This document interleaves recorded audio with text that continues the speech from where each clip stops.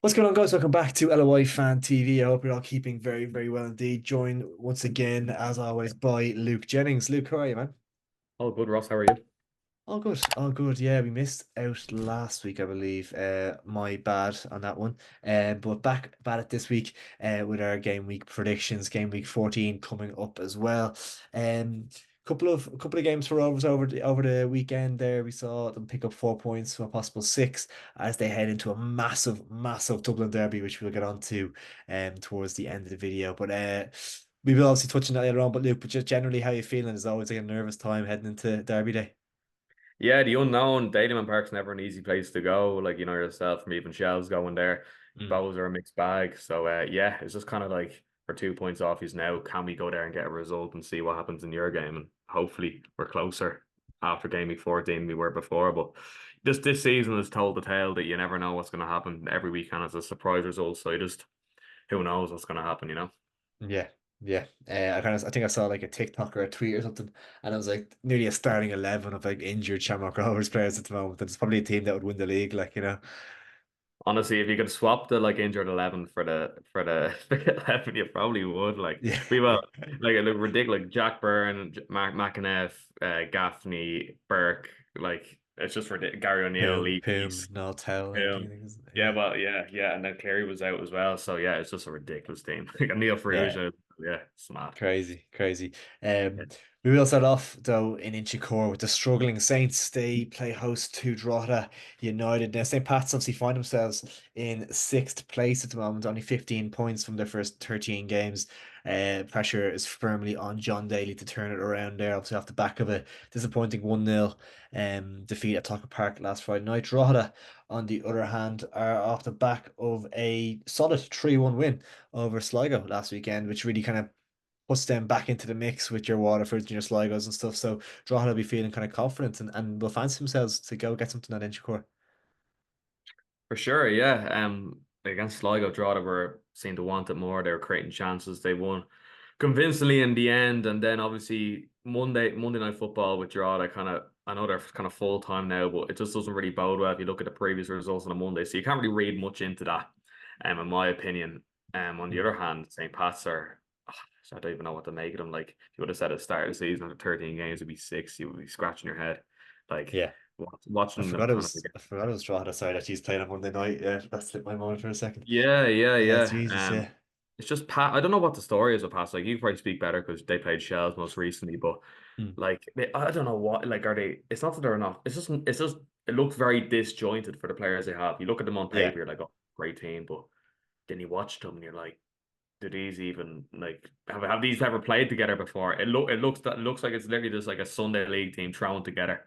It's just Yeah. like yeah, It's like kind of no tactics really, just kind of nearly just vibes or something. Obviously, I yeah, think Rory Keating's out injured at the moment. I'm not sure how long he's out for, but that's obviously a big loss. And it's just kind of when a team is struggling, bringing in like a six. I know Mason Melia has played the world at his feet, but as a 16-year-old coming into kind of a struggling side to lead the line, it's a big ask. Whereas if you're kind of coming into a team that's running right at the top of the league, like kind of the Rovers lads coming in even are like in a strong, solid base, your Conan Newlands and stuff, it's easier to kind of come in as part of a squad that's doing well rather than trying to lead the line and be the main goal scorer for Pat. So yeah, it's just as you said, it feels disjointed. It feels like the season is petering into like kind of mid-table obscurity. Uh, I think that's the Shells have done double over them now. It's 2 wins from two for Shells against them. Like if you had said that at the start of the season, you'd be nearly like you'd be really questioning yourself because Pats were supposed to be right up in that title conversation. Obviously, at the back of the FAI Cup win, they finished the season off well last year. It's big question marks around John Daly, and I think it kind of maybe at that midway during the season point, if they're not in the top four, I think he could be on the receiving end of a P45 letter. yeah. Like the next two games are Drogheda at home and Sligo away. Like if they don't get a win out of those two games, you're looking down the line of who's Yeah, going to be the next St. Pat's manager.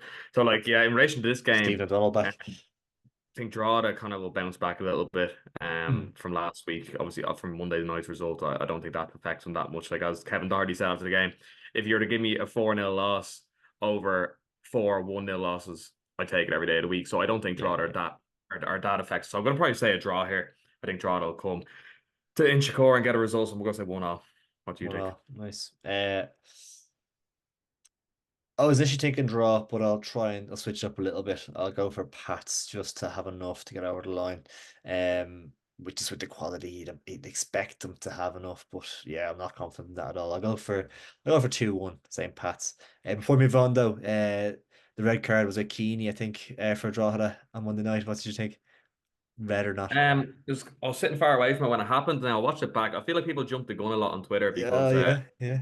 because if you look at it, like he does make contact with Kenny now. I know the argument is he made a step or two and then went, but there was contact, and I went to the FAI and it was rejected. So, I saw that. Yeah. it was what was it 3-0 at the time, like much of a muchness, like whatever. I personally thought when I watched it back that Kenny did get contact, and in the eyes of in the rules of the book, it's a red card. But Yeah, all right, what does it matter? You know what I mean? What does it matter? It would have been 3-0 yeah. instead of 4-0. To be fair, it probably was like it probably was something because Kenny wouldn't have gone down without something you'd Yeah, imagine. he was clean in, like, Yeah, so yeah, you'd imagine. You'd like to think there was definitely something on it. But it did when the first few times I watched it, I was like, oh my God, it's the worst decision I've ever yeah, seen in my life. But yeah. probably there must have been something in it, like just the angle or something the TV caught it from. He'll obviously be missing that game on Friday night. We'll move on to Sligo Rovers at home to Waterford. Now Sligo are obviously off the back of, as we mentioned there, Drogheda that beat them last Friday night, and they've started to kind of slip down the league after a promising start. They've slipped down the league a good bit now. They play host to Waterford, who are also on the back of a home defeat against Derry last week. Waterford just kind of having that inconsistent period that you'd expect from a newly promoted side. To be fair to them, tough one to call the showgrounds. Yeah, two teams kind of out of form, you'd say. Really disappointing result for Sligo against Drogheda last week. Like they just really didn't look at the races. It wasn't a proud performance for them at all. Obviously, Waterford playing Derry. You'd fancy Derry to be fair, but you look at Waterford's previous results, like they failed to beat Galway, and since that kind of Bows win, they've been a bit under par. So Mm. it's one of those ones you could call it either way. Like you'd probably go with I'm probably gonna lean towards this a Sligo win here, just because Sligo are at home, and Waterford really haven't kind of done much of note in recent times, and Sligo are due a result and due a good performance. So I'm probably gonna say I'll go 2-1 Sligo. 2-1 Sligo, yeah. This is seventh against eighth. Can you imagine that would be where kind of thereabouts of where both teams will be this come the end of the season, you'd imagine. Yeah. And maybe both teams will be kind of happy enough with that and not being sucked down any lower. Yeah, I think yeah, it's one of those you wouldn't be overly shocked to see it go either way. I'm gonna go down the middle. I'm gonna go for a one. I'll go for a 2-2. A few goals, few bit of excitement at the showgrounds. I go for a 2-all draw. I think both teams actually have goals in them, to be fair, and they bet certainly have a mistake in them too. So I'll go for a few goals there, 2-2. Next up, I can see this one being the total opposite of a goal scoring affair. We have Galway United against Derry City. Galway off the back of that fantastic point in the Tala Stadium last Friday night. Talk us through that a little bit. Oh, just so frustrating. Like it just Yeah, feels like it was just they just sat on the 18 for 90 minutes. And to be fair, we didn't do much to cut them open, but like it was just the Ollie Horgan show. He was in the box just shouting instructions every 90 minutes. Got booked. He was yeah, doing it yeah, too much. But no, like to be fair to Galway, like they know what they are and they execute it to the maximum. This is by no means going to be an easy game for Derry, which had a great result down at Waterford. But obviously, we're kind of outclassed by Rovers the previous week. So to be honest, I can't see a world in which Derry come here and get a win. I just can't wow. see it. Mm, Based off kind of how inconsistent Derry have been this season, yeah. I'm gonna go 1-0 Galway. I just have a feel. Oof. The only way Ma- every weekend coughs up a weird result. I feel like this game has that potential. So Yeah, yeah, it certainly does. That'll be matching the result they had against Shelburne, of course, a week or two ago as well. Yeah, definitely within the realms of possibility that. Oh, it's tough because obviously Galway then like they lost to Bows 2-0 at home then that time, and I feel like if Derry did score early they could easily see it out. But if this is the longer the game goes on at 0-0, or Jever Joe Galway can frustrate teams, and they can Sure. really grind out results in this league. And yeah, as you said, they're not pretty to watch at times, but you have to respect the way they get to go about their business and get the results. They're fifth in the league, I think, at the moment. And they've been a really good addition to the league in terms of a proper competitive side. So yeah, I think not going to be an easy game for Derry whatsoever. I'm going to back them to maybe nick this one late though. I think they might just nick it late, keep the momentum going from last week's win. I'm going to go for a late 1-0 win for Derry City. Yeah, yeah. As I said, it could go either way, so it'd be interesting to see what happens. Yeah, yeah.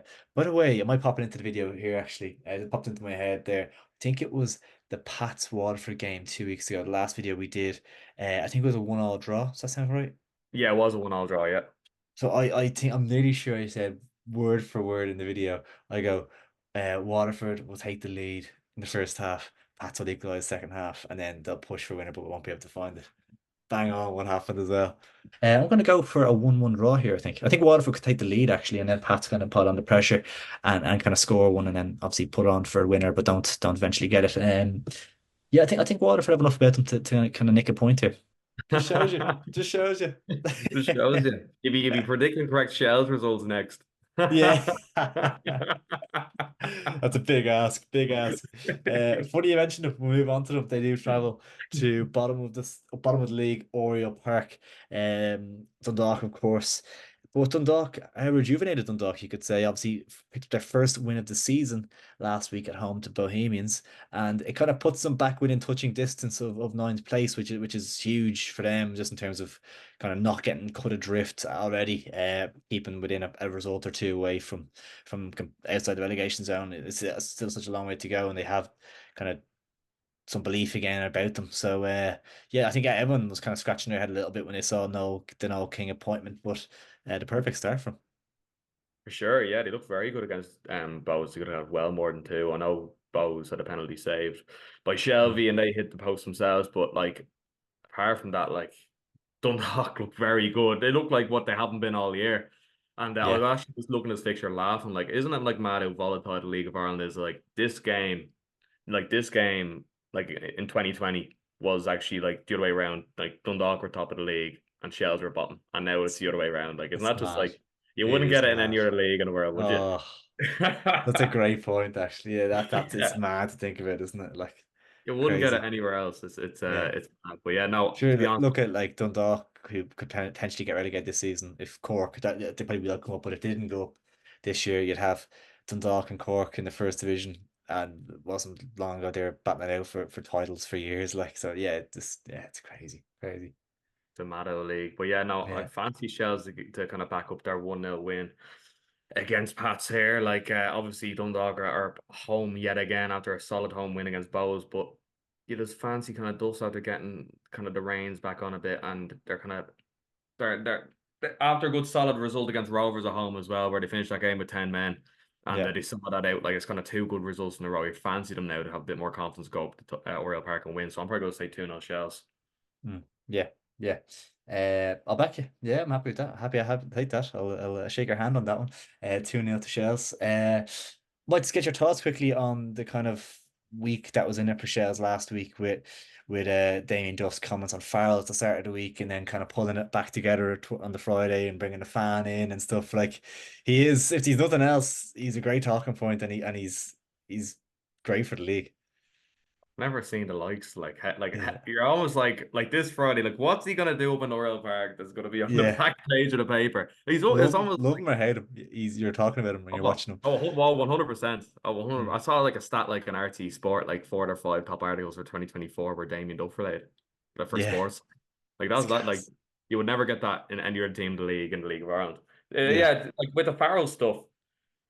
Initially, I was like, it's a bit harsh, but but then the more you think about it, actually, like you can see what he's doing. He's kind of outing them. The players are backing him up, and then he reels it back in and says, "Oh, Farrell's one of us," like. yeah, yeah, And then the David Snake quotes come out from a few years back where he's like the Shane Farrell family life and what Shane Farrell how much he loves Duff, and then all of a sudden we're happy families and Shells win. It's just like A Yeah. mad whirlwind of a week. What did you think of it?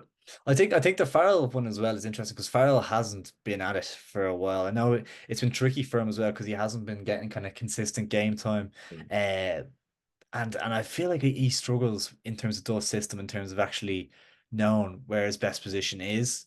Because he's kind of like he's played at left wing back, he's played at right wing back, he's played as part of the front three. I don't think he's like naturally. I don't really know what his position is naturally, to be honest. It's probably a winger, and he's probably not better than Burt and Jarvis and the likes. Mm. So it is unfortunate in that respect. Like obviously all Chelsea fans love Shane Farrell. He's been a fantastic servant for us for the last few years now. But he's at that age now where he needs to kick on. Do you know, he's 20, 24, 25, I think. You'd like to see him kind of get into the team week in, week out, even if it's at right full or something, you know. Obviously if Sean Gannon there now, so it's hard, it's just hard to break into it. So at top of the league. Um but yeah, in terms of a squad player, he still has so much to offer, and I think that's what that Duff wants that to get that from him, wants him to be kind of taking his football seriously. Obviously, there's a few things came out about eating chicken fillet rolls and all this kind of stuff, and all this bits and pieces, like, and maybe like have a drink at the weekend and stuff, and Mm. who knows what else he's up to. So, maybe it's just to kick up the arse he might have needed at this stage, and we'll see how it goes if he can bounce back. He seems like he apologized to the group for the red card, um.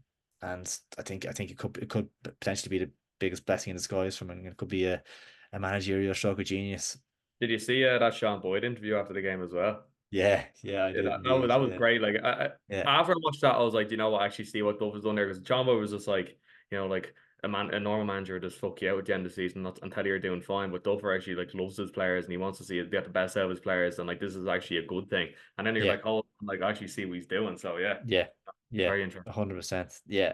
And you'd rather that honesty, I think. Obviously, I'd say he probably has had conversations with Farrell behind the scenes previously and maybe not got the reaction he wanted or something. So maybe that was this For little sure. bit of kick up and in the press was this what maybe a last straw from or something, or last chance saloon for Farrell to kind of to really try and get into the team. So yeah, it's gonna be interesting to see how it plays out. But I think as you mentioned the Boyd interview, I think it shows that he's obviously comfortable enough to go to the press. I think he has full buy-in from that dressing room. I think everyone's bought into the division and fully behind Duff. Uh, and yeah, he's magic, isn't he? He's magic. I think like obviously you get stick from other fans and fans gonna love to hate him and stuff, but Chelsea fans adore the man. Like To be fair, he is one, but like last season when he was saying like we've been in the league for 5 rounds of games, I was like, oh, give over. But like I'm yeah, actually like yeah, I'm coming around to him now because like you see what he's doing and how much eyeballs he's bringing to the league and how and like you see like former internationals kind of like turn their nose up at the league, like Robbie Keane go out to Israel and stuff, and Richard yeah, Dunn kind of I don't imagine the league. You see Duffer literally starting from the Rovers 17s and working his way up. Like you have to respect it. Like yeah. he put the hours in as a world class player. Like it's commendable, Like I'd say he could easily get a job as a better paid job as a reserve team coach or manager at Chelsea, Newcastle, Fulham, Blackburn as a Mhm. 21s coach, maybe a championship job, whatever. He could easily do that, and he said, as he said, he kind of did it the hard way and did it properly.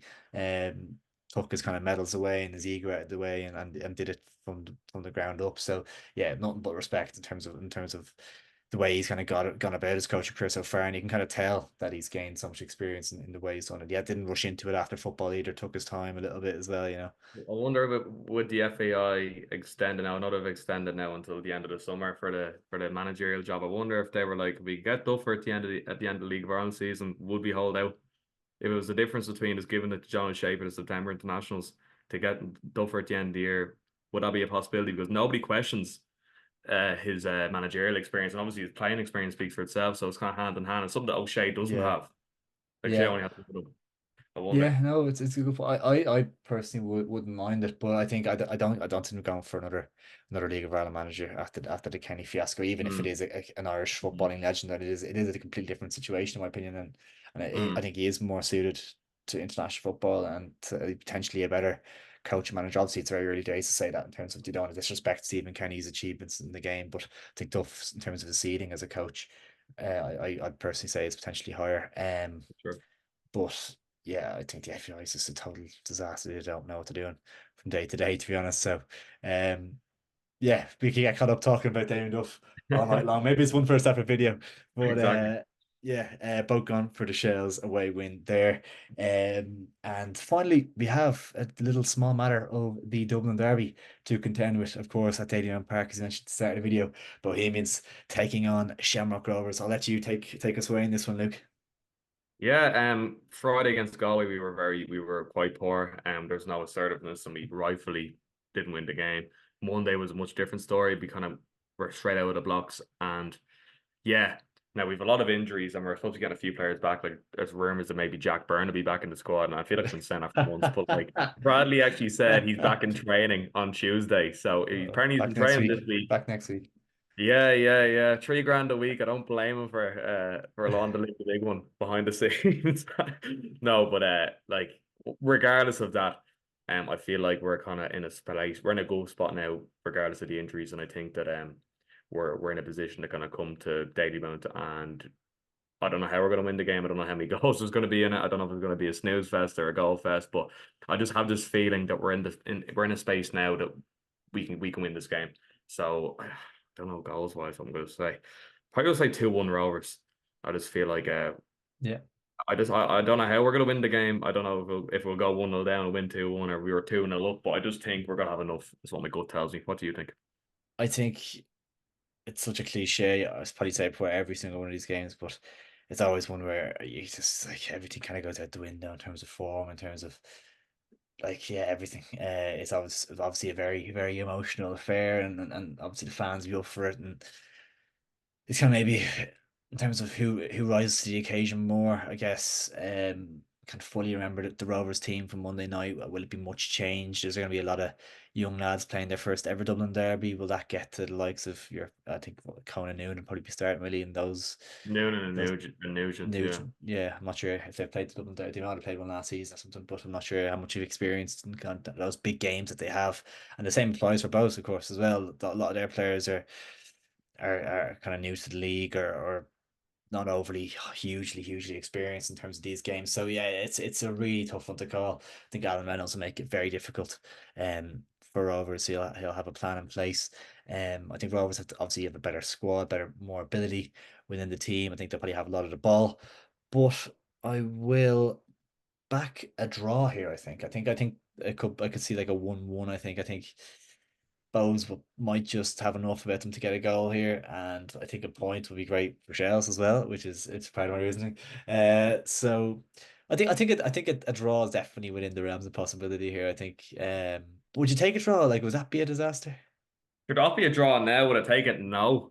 No, I just look at Bowes and like I know Akintone's been in good form now. I know he missed the penalty last week, but like I look at Bowes' team and even though they're doing all right this it's season, not that good. Yeah, I just don't see the Will Jarvis. I don't see the Chris Forrester. I don't see the Jack Byrne. Like there's not really this magic player that's going to win them the game on his own. Like no, as you said, I could see Reynolds going out, setting them up, being defensively hard and resilient. yeah, yeah. But beyond that, I just don't see them taking the game to Rovers. They have their Roonies and their Flores who are like good Yeah. pros, like kind of Yeah, like Flores from a part of a free or good Rooney on the squad. counter. Like Yeah, these kind of the other attributes, but like yeah, you look at kind of former Bows teams like Omashare and like Afalabi and like they just yeah. really have that anymore. So I just don't see it. But yeah, you never know. It might be one of those cagey affairs where they nick it and it's a draw Like, possible. But but some sums up Bows last Friday they lost 2-0 to Dundalk the Friday before they went to talk and won. Like I think that sums them up. Like yeah, you just they're don't know. incredibly hard to predict this season.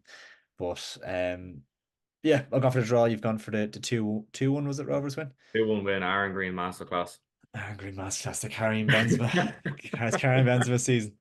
He's on his carrying bench of 7 goals and counting so Seven far. goals. Is not bad, isn't it? Is he top? That's pretty nearly top goal scorer, is it? Or top Exactly. try? He's off Hooben. Hooben's on 9 and first. Hubans on 9. Hubans a bit of a stat pattern though, hasn't he, so far? I think he got like 3-1 and he's Yeah, well, put it. funny enough, Will Patching took the penalty against Waterford during the week. Did he? Oh, fair So enough. like, I was surprised to see that now. Yeah, I know yeah, Pat Hooven likes the stat pad, so yeah, yeah. I'm sure Green will catch him at some point. Yeah, oh, I'd say he's in Imagine. fine form. To be fair, he's in fine form. That left peg is still as sweet as it ever was. Like, but yeah, that's our predictions ahead of game week 14 in the LOI Premier Division. Make sure to get your predictions down in the comments below, and please drop a like on the video if you did enjoy, and make sure to subscribe if you're new. It is much appreciated. We might have a couple of things, bits and pieces out over the kind of bank holiday weekend potentially as well, a few talking points and stuff like that. So yeah, make sure to stay tuned, and I'll catch you in a bit.